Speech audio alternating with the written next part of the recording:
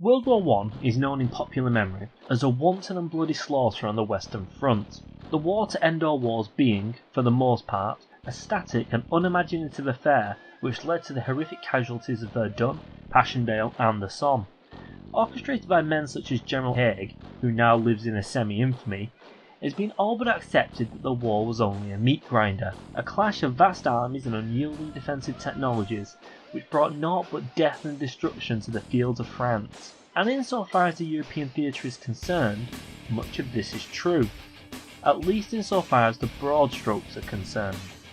Yet, it would be a mistake to assume that either the Allies or their Central Power opponents were not always on the lookout for a way to bring the war to a quick and decisive end, an end which the Wilhelm Strauss Foreign Office became convinced it had found in late 1914. For as is so often forgotten, this was in fact a world war. A war spanning the entire globe, dozens of theatres and millions of men. So if the Allies could not be broken in Europe, another avenue had to be found. In this case, by burrowing under the foundations of the British Empire and toppling the entire edifice from a most unexpected and daring direction. The northwest frontier between British India and the nominally independent nation Afghanistan was always a tinderbox on the cusp of catching fire. Porous and all but ungovernable, the border was inhabited by tribes whose allegiance was first unto themselves and second, the Emir of Afghanistan. In theory, this placed them under the sovereignty of the British Crown, Afghanistan being a protectorate of His Majesty's government. Yet, as today, the relationship between the two was ever in flux and rarely cordial. Following the two failed invasions of the previous century, Britain had contented itself by tying its northern neighbour to the imperial mast through diplomacy, Britain controlling Afghan foreign policy in exchange for copious amounts of rupees. It was an effective system, but not one designed to engender any kind of love between the two. Instead, both sides maintaining a wary distance from the other. So much so that the British agent in Kabul had to be approved by the Emir, the first choice always being rejected, and then kept practically a prisoner at court. As a nation, Afghanistan was highly volatile and prone to outbreaks of violence and civil war, yet for the rule of his father Abu Rahman Khan, also known as the Iron Emir, Emir Habibullah Khan had inherited a relatively stable dynasty. A dynasty whose survival was balanced between the belligerence of his anti-British courtiers and religious leaders on the one hand, and his imperial paymasters on the other. The anti-British sentiment in Afghanistan hovering ever near the surface, the easily enraged, and in the Emir's words, wild and ignorant mob.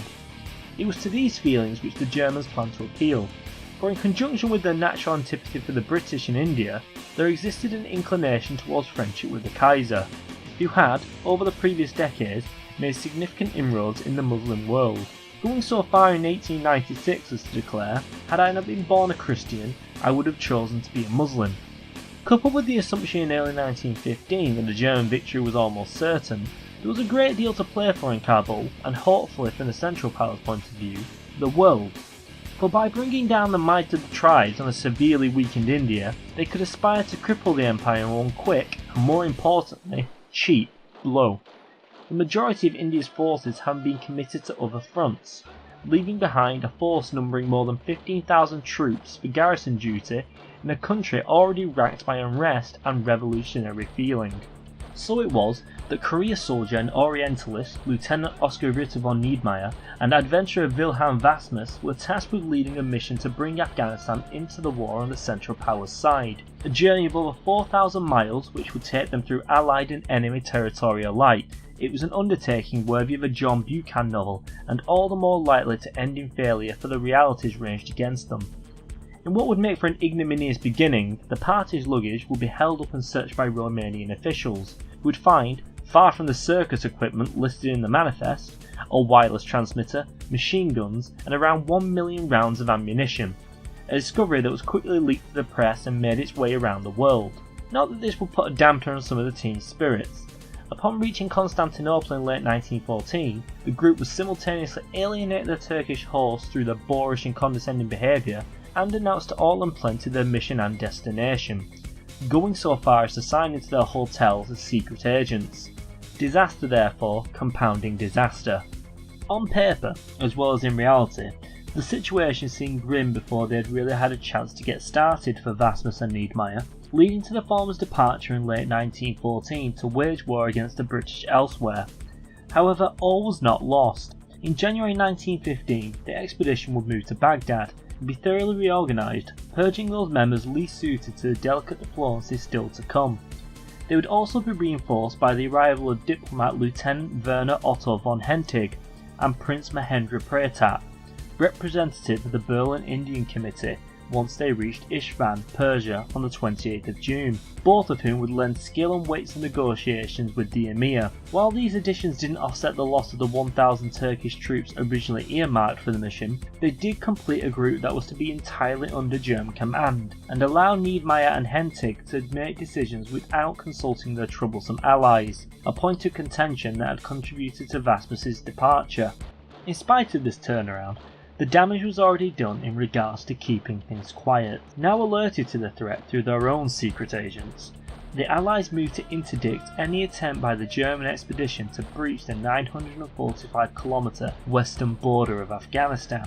This, however, was easier said than done, the eastern wastes of Persia being no small hunting ground.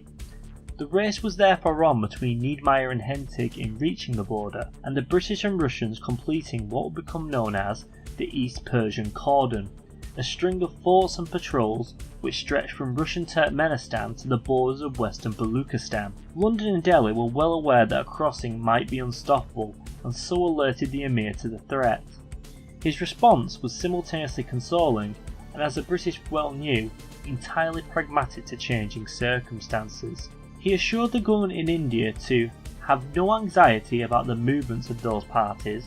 Well, firstly, they will not enter Afghan territory. Should they do so, please God, they can in no way interfere with the neutrality of Afghanistan. Unless, of course, his throne and by extension his life were threatened, regicide being a tried and true method of dynastic change in Kabul.